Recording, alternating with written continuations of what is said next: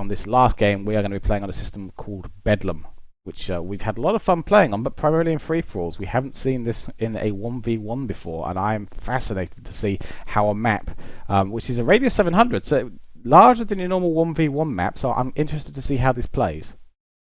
And of course, we say we have this extra tension. This is the deciding game. One of these two players is going to walk away with a very valuable, signed by all of the members of Uber Entertainment Invictus statue. It's either going to be Patar or it's going to be Ludgerfred. Ludgerfred, yes. Ludgerfred. Yeah, okay. We've got this. We know what we're doing. I've got a promising career.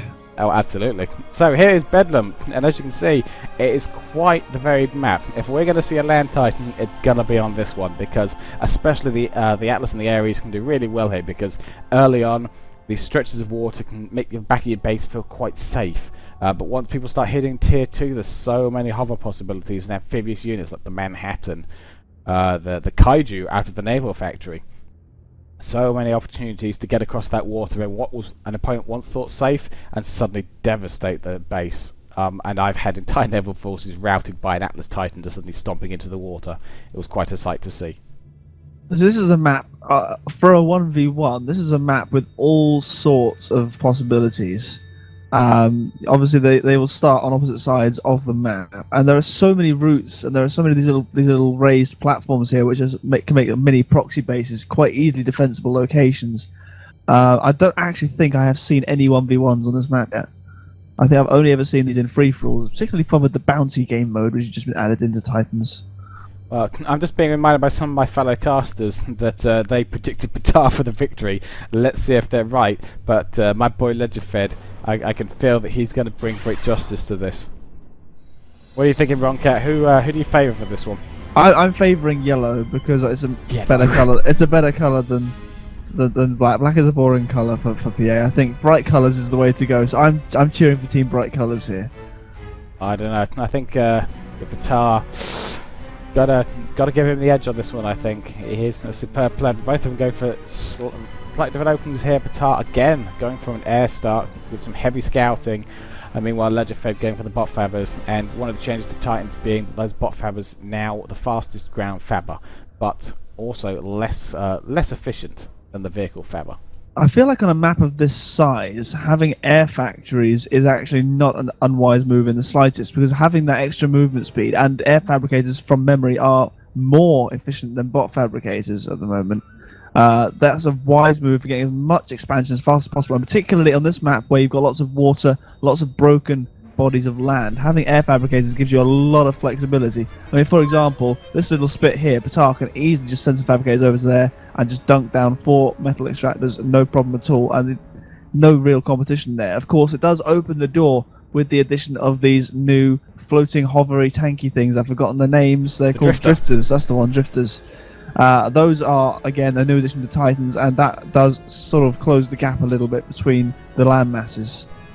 Well, we see there that Patar has now scouted Ledgerfed, knows everything that's going on, but Ledgerfed getting out a Pelican, and he is fast transporting one of his own fabrication bots across to, I'm guessing, across to this little plateau here, where he's going to start setting up another base and expanding, potentially at points where Patar is not expecting him, and indeed that does seem to be where he's putting down the fabber.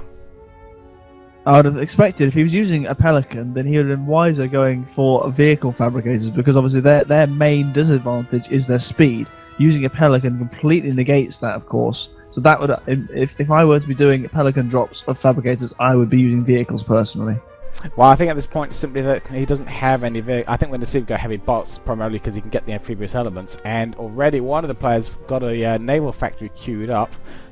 Guessing from the side of the river it's on, that's probably Patar who's got that in place, but not sure at this stage. But both players now getting out their air scouts. Ooh, one of Patar's fab is going to get caught out if that hummingbird moves in, which it does. Catches that. Nice early win there for Ledgerfed. Which is always important to say. This is going to be a game all about expansion. This is not going to be a game decided. Well, I'd hope this is not going to be a game decided on quick confrontations. So they've got space to maneuver here, time to think about actions, and the long transit times for particularly the slower units between these two bases mean these players are going to have plenty of time to sit back think tactically and think big scale here. If we're going to be seeing Titans in any game of this tournament, this is going to be it. Yeah, absolutely. This is where we'll see them if we see them at all in this 1v1. We can see how the players go for this. I wouldn't be surprised to see a lot of air here. Metal's quite spread out. They want to be mobile. We see the bombers already going around attacking Legifed. And I believe these two players have met before as well in the tiebreakers of the Big Bang qualifiers. So there was some tiebreakers at the end of that tournament where Batar defeated Legifed 2-0. That's a bit ominous. Well, don't forget, of course, that was back in PA Classic. This is a whole new game. It's anyone's call. I wouldn't want to stake results. I think Fred's going to pull it out of the bag. Look at those bright colours. Look how magnificent those look in the sunshine. Well, both players taking very different approaches. So Batar has been using his feathers and he's really building up his economy nicely. Legifed has got the army advantage, but he hasn't been able to put it to good use yet. Still, he's got a lot of fighters out there. He needs to throw some bombers in, I think, to properly start raiding these metal extractors he's flying over. But he has shut down the naval factory that Batar was trying to put down in the water. And naval on this map can be a significant factor. These games can often start out as land games and then transition into the water, but I think because of the placement of the players, we're going to see a much faster transition to naval and to Tech 2 than we would normally see on this map. It looks like Legifed, rather than going for aggressive expansion himself, looks like he's going much more for denial, trying to deny that expansion to Batar. Unfortunately, the units that he's chosen to do that are docks, and given the fact that Batar has used heavy air, all that's happening is these little docks trying to defend these metal positions from expanding fabricators are just being bombed. The fabricators they're trying to defend against are also air fabricators, which docks can shoot at, but largely ineffectively, so that he's chosen poor units to try and implement this denial tactic that he's going for here. Well, on the other hand, it at least has an idea of exactly where it is that Batar has been expanding to. So even if I think these little groups on the one docks that are going out are much smarter. He's got vision everywhere, and it doesn't matter perhaps if they die. He just gets an idea of which directions Batar is expanding in, which is going to become all important. We see that Batar, while he's got an eco lead, is currently floating that eco lead, and again, Batar again driven off his naval factory. His fabrics hanging out there waiting for these hummingbirds to come and clear the way. Meanwhile, Legifed now in the water. He's got his naval factory up, and I don't think... No, Batar's not scouted that naval factory, so he does not know that Legifed is there, and that is a nice win for Legifed. That's good to see. Now, Batar is now starting to realise, oops, I'm floating a bit here, I better build some factories. The commander has 4 vehicle factories queued up, and unsurprisingly, out of those factories already built, we can see drifters making their way over, and he's going to be making heavy use of drifters, I think, well supported by his air, because of course there are no anti-aircraft units in the hover layer. So what he'll be doing is sending across those drifters, supported by fighters to make sure that they don't get picked off by bombers, and I expect that we're going to be seeing those heading across the lake shortly. What I wouldn't be surprised to see... If they run to the narwhals, they're going to have a hell of a time. They're not going to be able to provide that anti-air support there. It's going to be quite tricky for him, because once the narwhals get out there, they will shoot down the bombers and and then the fighters, and then that anti-air support's just going to melt pretty quickly. He's going to have to be careful where he sends them across. What I'd like to see from Legifed at this point, if he's going for naval, then he could take this up a notch, because of course the vehicle factory produces the drifters, which are amphibious units, but in the tier 2 naval factory you also have these hover units. I forget the name of the things, but they are battleships that essentially hover. So you can take those. That's the one. Kaijus. You can build those in the tier 2 factory and send those over onto the land, and they are very, very strong. No, absolutely, the Kaiju, but you have to get up the tier 2 naval factory, which is a real limiter. But yes, it is a beast of a ship. Although I think, as we saw in actual fact, he might well be able to use the Typhoons from the shore to do some serious clearance as well. That's another excellent option for him. But his strategy seems to be paying off. He's keeping up with Batar. Batar again leading in eco, but he's floating a lot of it, and he's struggling on his energy now in terms of army. Legifed is taking a lead there, and he was the first in the water. So let's see if he can make that pay off for him. He's going big on the narwhals. Obviously worried about Batar's air force, but the narwhals not the unit they used to be now that they've lost their torpedoes. Very much moving into that anti-air role, and the Barracuda taking on the Orca taking on that torpedo role.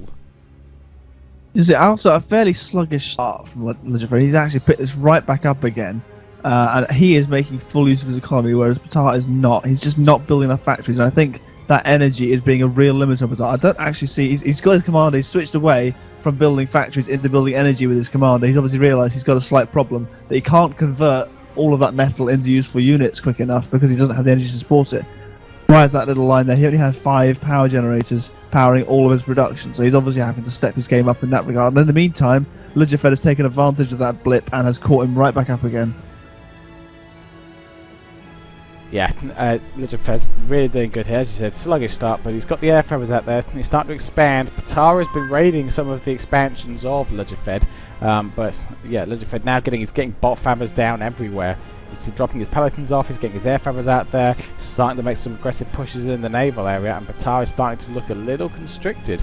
That airplay perhaps not playing off as effectively for him. He's trying to come across with drifters, but he hasn't got the air support over them, and they're going to be bombed to death as they come across the water. Bit of a mistake, really, but he just hasn't got the. He doesn't seem to have the air dominance that he had before. I think there were just too many hummingbirds for Patara to deal with. And meantime, Patara has managed to get himself a presence in the water, but I don't think he's really going to be able to do that much. Ludgerfed has the advantage here. He's got more ships. He's got more ships on the water than Patara has. He's got a head start. That said, that's a really poorly placed Orca there. He's having a bit of a nasty time with that. That's a narwhal rather being slaughtered there by Patara's Orca. I would like to see Ludgerfed's air force moving in and taking out a little bit of Patara's naval force. I'd like to see ideally a few more naval factories as well from Ludgerfed. He's only got the one. He could do with a few more. And actually having a good naval force is a really powerful play on this map. The battleships, if he can get up to T2, can fire a long way inland. He can take out most of Patara's initial base with that, and that'll really set him back. Yeah, the docks now starting to get some nice wins, raiding nice. They're starting to get into amongst these mechs here, and indeed this is almost trapped Patara in a way, because he's got very heavy bombers to take out these docks, and it's allowed Ludgerfed to focus more on the hummingbird front, which is allowing him to score some nice wins in the air. I think Ludgerfed perhaps needs to focus a bit more on getting his naval presence bolstered. That's going to be a key point. Both bases back to back across the water here. Patara possibly coming out with, I think, a slightly smarter unit combination from his naval factories, but Ludgerfed's starting to pick it up now and pulling ahead in the economy as well, but it's really tight. It's absolutely neck and neck, these economies. This is not, as I say, the raiding is fairly limited so far from what I've seen, and it's fairly ineffectual. A few docks now over here from Ludgerfed trying to take out this little cluster here. Done that very well. That's pulling Patara back a little bit.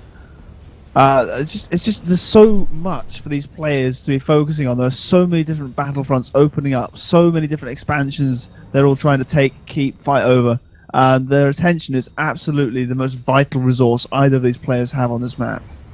Yeah, there really is. The battle's going on all across this globe at this point. We've got docks raiding, we've got this air fight going on here, and Patara coming out on top of this one. Some of that famous PEG micro there, getting in the edge there with some rather nice switching. If you saw there, he's switching his front and back line hummingbirds around to try and spread the damage out across the group. Very nice play.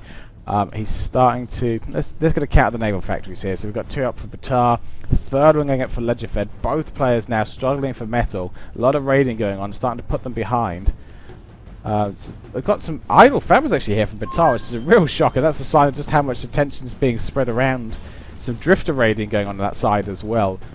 Both players just trying to hold to that metal. It's so spread out. Bombers everywhere. They're taking metal, they're losing the metal, and they're taking it back again. And we're feeling our first naval engagement as well here, and some drifters starting to come in for Ludgerfed too. Yeah, I'm struggling to see exactly what's happening at all times here. I'm using the picture-in-picture to try and keep tabs on it all, but what it looks like is that there is an awful lot of raiding going on by Patara against Ludgerfed's outstanding expansions. It's very hard to defend all of your metal on this map. All it takes is a couple of units just wandering around, and you'll suddenly start to find that you lose 50 metal here, 50 metal there, just on a complete whim, and it's really, really hard for these players to keep that defended. Patara is making very good use of his air force, sending them out, finding the vulnerable bits, taking them out, and moving on. Yeah, we see the Patara's coming out on top of that naval confrontation because he has gone for the heavier Orca mix there. I think Ludgerfed perhaps reacting a bit too much to the air Patara. A lot of narwhals out there. An interesting balance. The balance between the Barracuda and the Orcas has changed quite a bit. The Barracudas, the Orcas have a lot of upfront damage, so when it's just a couple of Orcas versus a couple of Barracudas, Orcas do just fine. When you start getting larger groups face off against one another, the Barracudas slaughter the Orcas simply because there's so much front-loaded damage from the Orcas, and they take so long to fire again. But we see a lot of land force raiding going on here from Legifed, but he is slipping significantly behind now in terms of eco, and Patar getting back into air dominance as well. I'm about to see yet more eco from Legifed get absolutely eaten away by these bombers that are going to come in here, multi-pass all of these metal extractors quite happily, and I don't see anything Legifed can do to stop them. There are plenty of fighters in there to keep his fighters at bay, although another large fighter force coming in from Legifed here. He'll be lucky to get away with this one, though. Yeah, I think that if Patar turns around, I think he'd take that, but he's choosing not to. He's choosing to withdraw, bolster his forces some more. What are we seeing here? He's gone very heavy on the air factories. 1, 2, 3, 4, 5, 6, 7 air factories, and even more being queued up. Patar really investing everything in this air presence, and with this spread out metal, I think this could well pay off for him. And we see now air fabbers again. He's expanding back out, taking the metal that he's lost. Meanwhile, Legifed simply isn't able to do so. He's got idle air fabbers out here as well. It's painful to see, but he's not reclaiming the metal that he's been losing, and he's losing this air war hard. It's like I said right at the start of the game, on a map of this size, having that early air lead has done absolute wonders. And barring that little blip in the middle where Patar was struggling for energy, it seems like he's really been able to use that air force just to keep Fred completely on the back foot.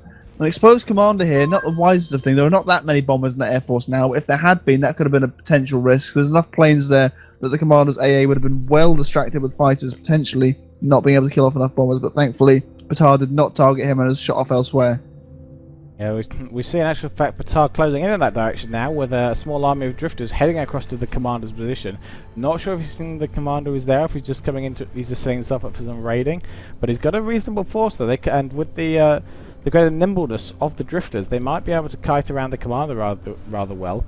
And again, Patar now bombarding Legifed from the water. Legifed being completely driven out to sea at this point, and it's starting to look pretty dire for him.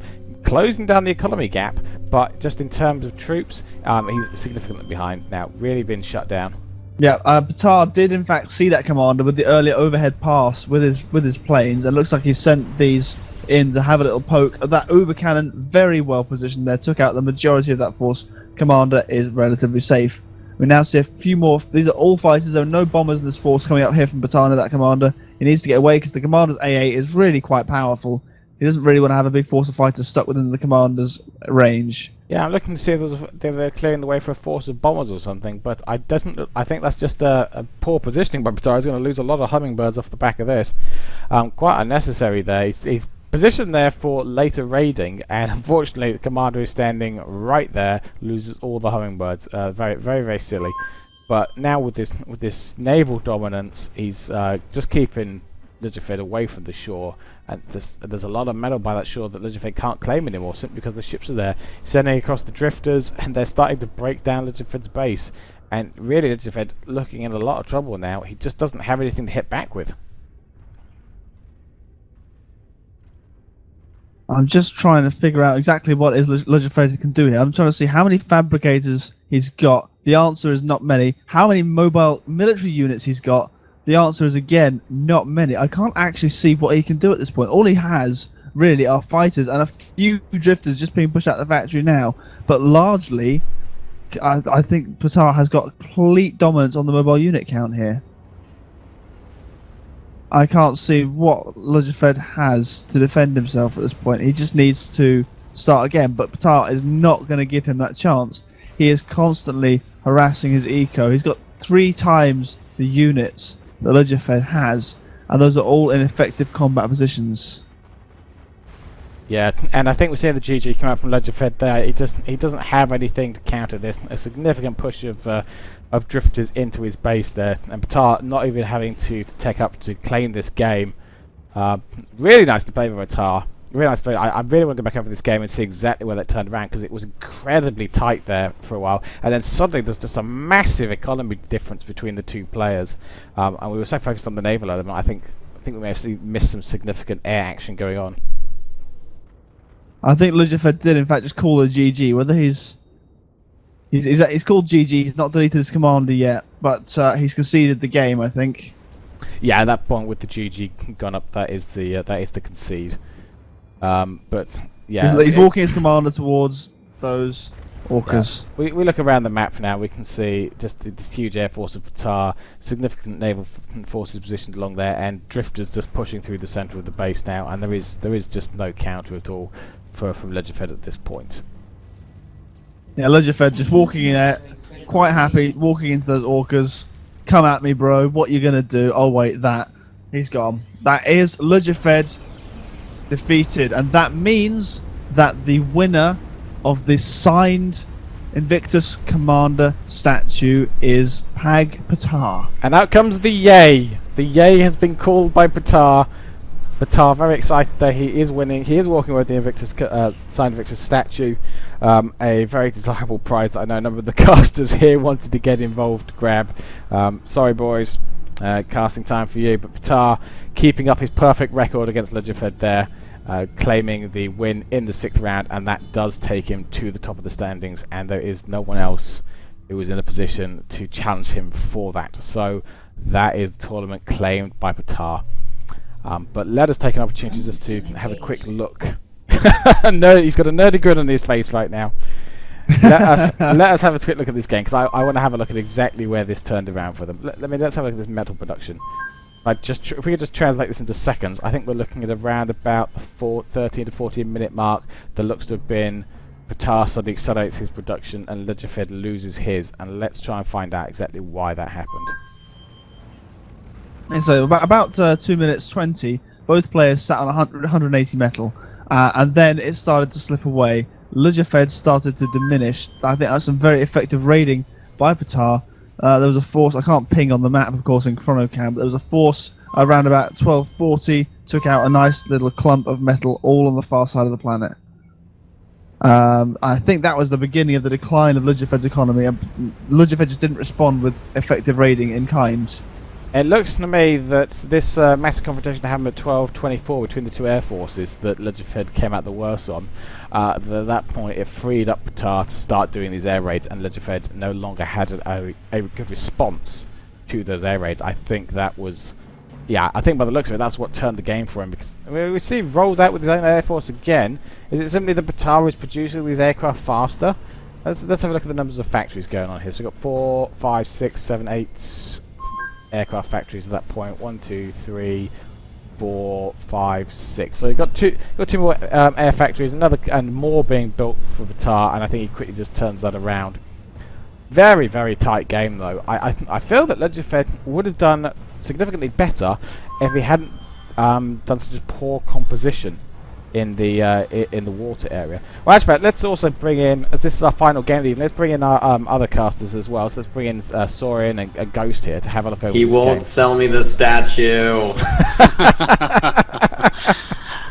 I don't blame him. The struggle, I want one so bad, but congratulations, Patar. That was a fantastic match.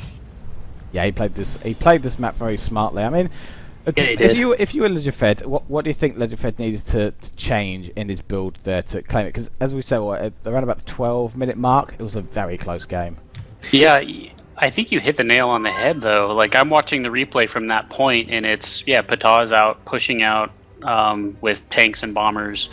You know, he's got the hover tanks going around killing metal spots. He's got the bombers going around killing metal spots, and at the same time, he's got these air fabricators going around taking all the metal spots that he's destroying. And that's what tipped the scales, and that's where Ledgerfed started losing the game. What is it? Ledgerfed. Yeah, I think me and Quitch had an argument about this at some point for the Big Bang qualifiers, and that's what we kind of agreed on. Yeah, Ledgerfed. Ledgerfed. All right. Yeah, it's gotta have that sexy French thing going on, or else it's not right. I don't have a sexy French thing, sorry. Well then learn! Sorry, respect the players. Sorry, it's just sexy in general. Doesn't need any French thing. Yeah, there we go. True, very true.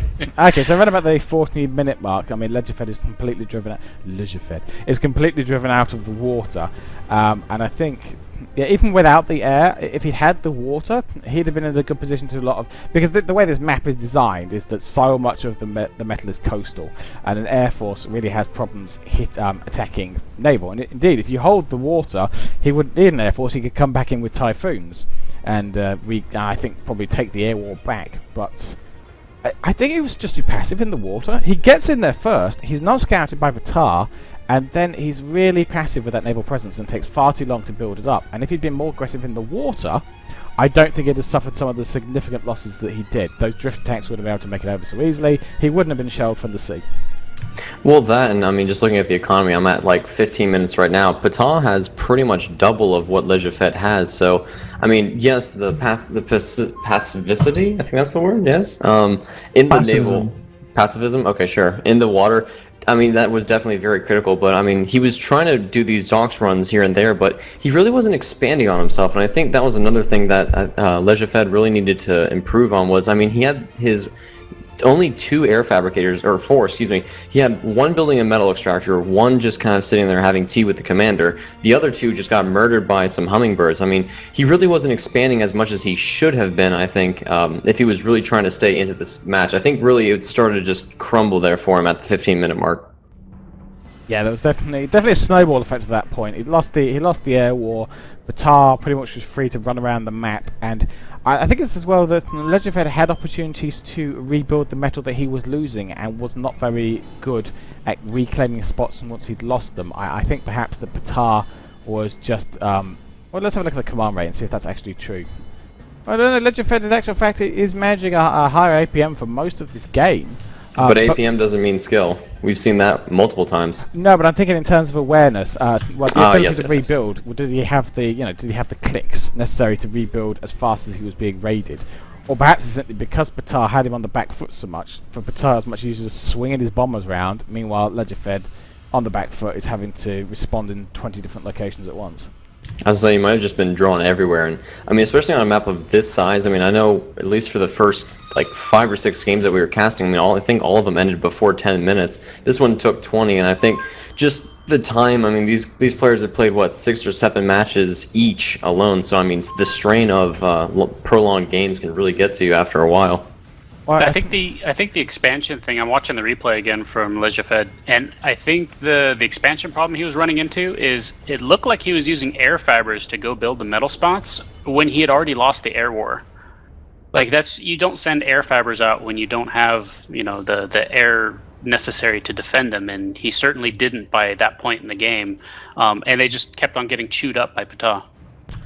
Another thing, though, just kind of hopping in real quick. Also, all of Ptah's expansions, I mean, just looking at most of them, there's at least 1 or 2 turrets, and then at least 2 anti-air turrets around all of them. I mean, I don't think there's his expansion group of air fabricators. Excuse me.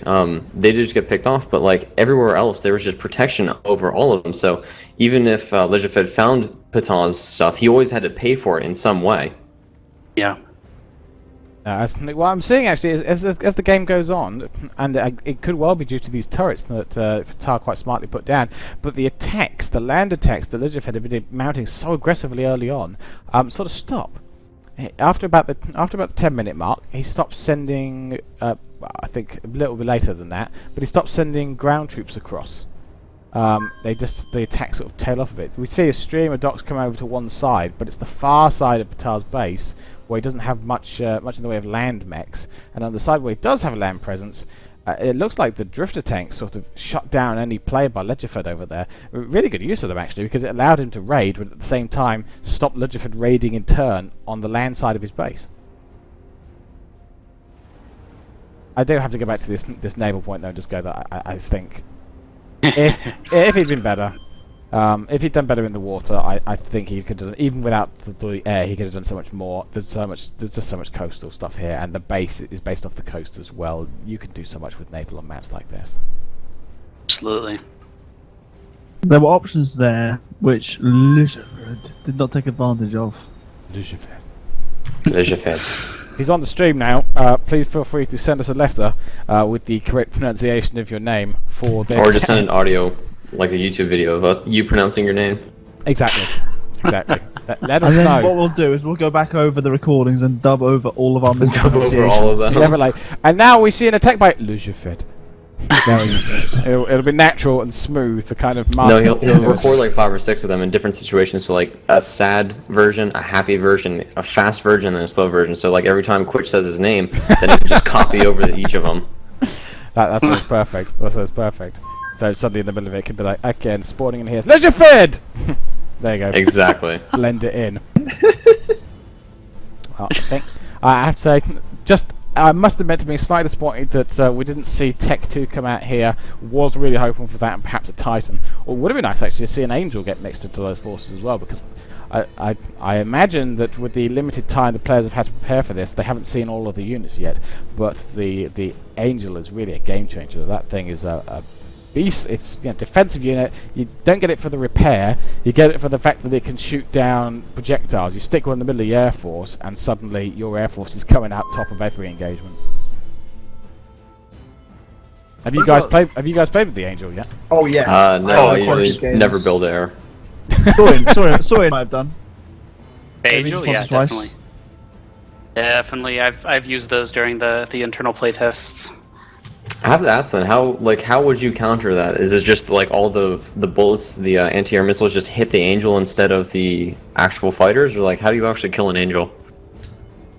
Oh, that is a very good question. You feel Start sort of shooting overwhelmed, things I and think. hope one of them hits it. I don't know. Oh, okay. Well, okay, good. Well, because in a big air blob, trying to pick one unit to attack is just It can be a not little going to work. difficult, yeah. Yeah, it could be a little difficult to say the least. And usually, it's not the Angel you want to take out; it's the thing that's gonna do damage to the ground that you want to take out first, anyway. No, that's fair. Okay, so we're going to be getting Patar in here. We're going to speak to him about his glorious victory and the nerdy grin on his face and how sweet it is to be Loved by you. champion of the universe. And why he won't sell me his statue. So let me bring him in here and we can have a word with him. Alright. Congratulations. So congratulations, Patar. Yay! He's so Crickets. shocked he can't speak. Exactly, we've overwhelmed him. So Patar, let's talk at you. He's overcome with emotion. May not have sorted out his microphone yet, if he hasn't. He's only done it before, so he can hear us talking about him. Excellent. So he can just type in and we can read what he says. Oh, that's right. Yeah. Alright, Quitch, get out your best Patah voice. So we're not reading Patar's for, so we can perfect the accent for him. Well, I don't know where he's from, so... That's what I was saying. I don't know where Patar's from. I think he's German, isn't he? Possibly. Is he? Well, he's here. I- He can hear us. Oh, There you shh! go. Wait, be quiet. No? Okay. Yeah. Hey! Welcome, Patar. Welcome, and congratulations on your victory in Mystery Mayhem. Thank you. Thank you. Well, there you go. The first thing you can clear up for us is where are you from? Germany. Hey, I was right. Good job. The wrong cat gets his sole victory today. Yes. The only 0-5, prediction, baby. the only correct prediction I've made today. So Patar, you have done a clean sweep today. In fact, in this event, how do you think your approach to that last game there worked? I mean, is there anything you've changed in hindsight? Obviously, you came out victorious, but it was quite tight there for a while. Yeah, I didn't play any game on that map before, so it was new to me, and I hoped he would be on the other starting points, so I can grab all the metal across the lake, but sadly that wasn't the case. So I just tried to overwhelm him with air, and I had the plan to build a ship factory somewhere, so that worked out. Yeah, but it was very tight. Well, I've always said that for with PAG, that when PAG aren't sure what to do, PAG go mass air. Was that the? Did you go mass air because it was a large map, because the metal was spread out, or simply because air is a safe choice? An air opening is surprisingly good with this patch, because the fabbers are a bit more efficient, I believe. So it's risky from the start, but if you can survive the first 4 minutes or so, then you usually have a large advantage in metal. With the forces you had, they were all on the tier 1 level. Was it simply because you felt that tier 1 was more effective for you on this map, or the game didn't last long enough that you'd tech up? Well, I tried last tournament the tier 2 air, and that failed miserably. So Yes, I remember that one. I didn't want to go tier 2 air, and tier 2 ships is way too slow. So I can't finish him with that. Well, one thing we've seen bizarrely in a number of games is players going after orbital. Did you consider perhaps bizarre orbital strategy? Yeah, I saw on PA stats from Jafet's last game that there was crazy stuff going on, and I expected him to go orbital. But I thought if he does, I see it. And on this large map, he can't do something with it until I can respond. So I thought I'm fine. If I see it, I respond and yeah. Okay, well, on the maps, I guess, because there were a number of new maps in this tournament that are come with Titans that's only come out earlier this week. Have you had much practice on those maps? Have you had much practice with the new units? Yeah, I had not that much practice. Only today and yesterday. Yeah, I like the hover tanks. These are cool, especially on Forge. That I like that quite well. I'm not so fond about air. I have no idea what that does, especially that tier 2 stuff, and orbital is, of course, I'm pack, so I can't I can't understand orbital. Can't find the factory in the build area. Yeah. Well, if I might recommend, actually, I would recommend checking out the Angel tier 2 air. I think you'll find that that's an excellent unit. But just I guess one last question before we shut this down. And the question I guess everybody needs to know: have you built a Titan yet? And which Titan is your favorite? I had I think 2 training games yesterday where I built a Titan, and the first game was the bot Titan. That was quite effective. I liked it, but it's only close range, so it didn't last very long. And the tank Titan I built the second game, this thing is just too slow. I finished the game before this thing could even get in range. And it's quite risky to build it near the enemy base. So I don't think we will see many Titans in high-level games. Okay, well, thank you very much for joining us, Patar, and congratulations again on your victory here at the Mystery Mayhem tournament. Thanks.